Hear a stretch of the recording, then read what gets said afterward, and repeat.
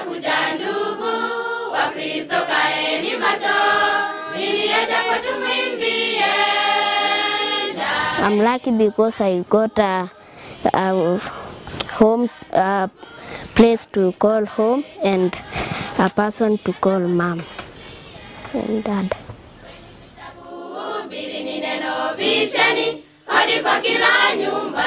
It's amazing, yes, to be a mum to 200 children.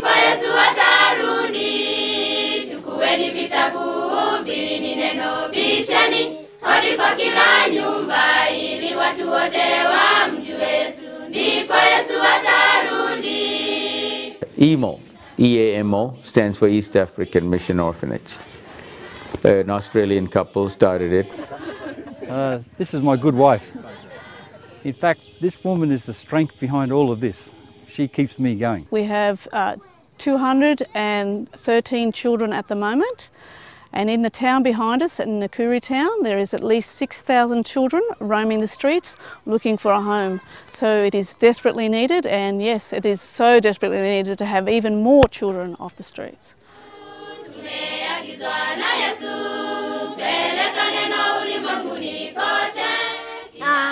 Imo means to me is life. Everything for me comes from Imo, because at home I had nothing, and here I came and found everything I needed: school, clothing, shelter and food, and now I live in Imo, so Imo is my life in particular.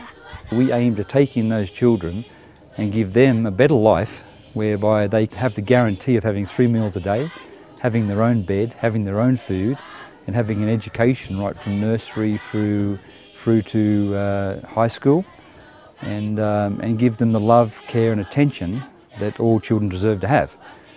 Paul is a 13-year-old who his grandmother couldn't take care of him. She was a drunkard. She would give him alcohol to stop him from asking for food, and he would also steal alcohol because he got used to it. So him and his brother come to us at that desperate situation. At home I didn't love. I used to steal and do all these kind of things, but when I came to Imo I learned about love. We were in a bit of a rut. You work hard, you get your money in, and then you get this, you get the motorbike, you get the boat, you get the car, you get the four-wheel drive, you get the house, and then when you get all that, you want something better. So we've been here 14 years now, but a few years before that, my wife and I, we'd been through some sickness. I had a sickness, I used to have cancer, but the cancer came along and changed our life to thinking about others more than ourselves. So we just developed this passion to help others rather than just have our whole life revolving around ourselves. My wife just came up with the idea one day. She said, look, why don't we just take in a child and foster the child? One child. I said, well, one child is out of how many, you know? It's nothing. And so we decided. The family agreed, yep, okay, let's take in a child and foster a child.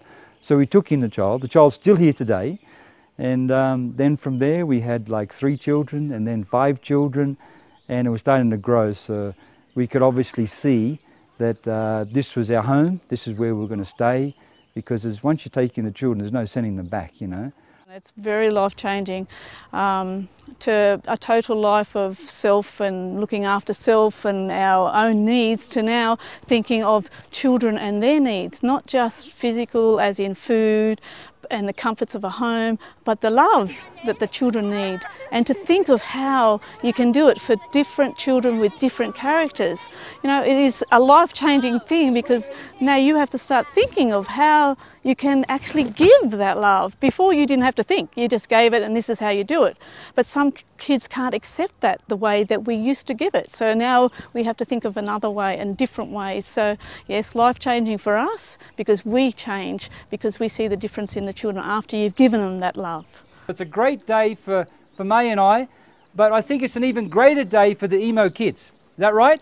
Yes! Yes. The celebration, the grand opening at East African Mission Orphanage was the opening of the boys' dormitory. We had friends from Canada who had donated. We had the entire family. So we decided the children wanted to do something to express their appreciation. So we had a dedication of the boys' dormitory that day. There is nothing we can give to repay all your kindness, but our friendship and smile can tell that we are forever grateful. Our better world, our company of change. We've had a roof over our heads ever since I can remember, and we've had a good home. And this is our opportunity to share with emo kids a roof over their heads and a good home. And we just want to thank you for giving us this opportunity. We want to thank our parents for all the many years of support and love they've given us, and that is why we dedicate this dorm to them. And thank you, boys, for remembering us, but remember the children first. They have been living in their classrooms for the last 9 years, using their classrooms as their dormitory and using some old wooden buildings for a classroom. So this is going to improve two things, not only their day-to-day living experience, but also the classrooms are going to get better. Children are coming to our gate every day. You know, we know that we're going to expand. And so what we put to A Better World was that we want a building for the future also, not just for today. And so they came on board. I mean, they could have saved a lot of money by building smaller buildings, but they agreed with us and said, no, the future is bright here for emo, so let's do a bigger building so that we don't have any room problems. As you can see, we have many visitors here today. And Eric, Uncle Eric, who knows Uncle Eric? Me. Okay. We support them because if we can give a future to the children, it's a future to the country. You know, when you've got a pile of 100 rocks, you think, oh man, how am I going to get rid of this? 100 children. And it's done very, very quickly, and they're happy to do it. People often ask us, you know, how do you have so many kids and you keep it flowing smoothly? The key is keep them working, you know, and not working hard, of course. When you've got so many, you can get so much done so easily, you know. So the kids love it. I mean, these African kids are born that way, you know. I think we're all born that way. We just get lazy. And our kids actually work faster than the contractors that we had here building. The contractors, yeah, we actually told the contractor, get out of the way, get to the side, let the kids in here and get going with the wheelbarrows and the shovels.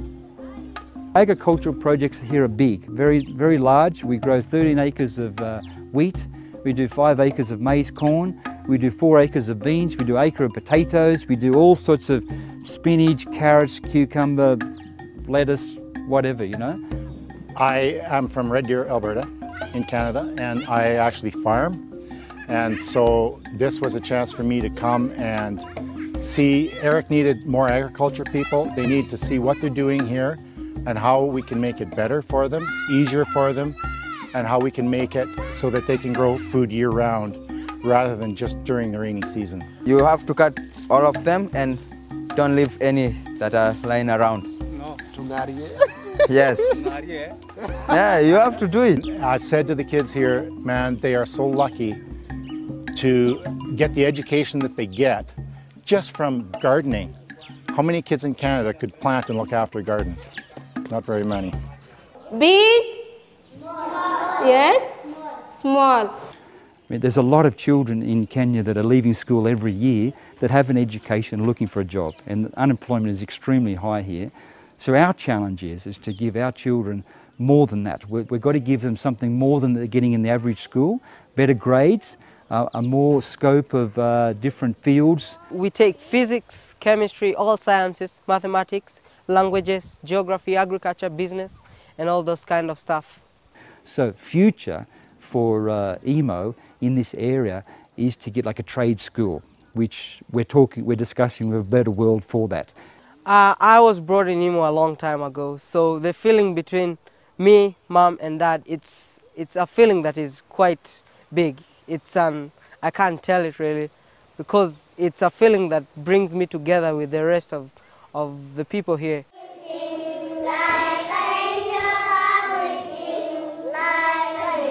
I think we've got the best job in the world, you know, that's what I can say. Every night we go to bed and we talk about the kids. There's always problems too, but we deal with the problems. We have good staff, good training here, good system, and it works so well. We're so happy in our hearts.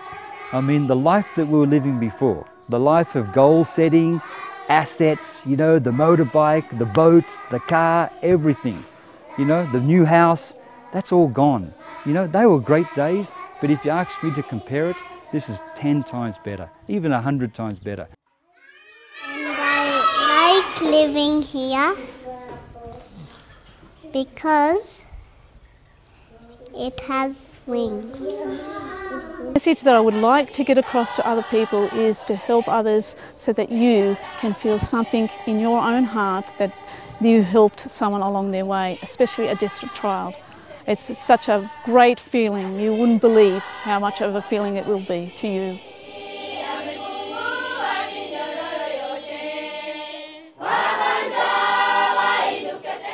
I can see a brighter future. Before it used to be dark. Now I see a bright future. There is sun, there is moon, but before it used to be so dark. I see I can move on somewhere and I'll be somebody big in life. To you, a better world, we owe you our gratitude. Thank you for your contribution. Welcome to Imo. Thank you.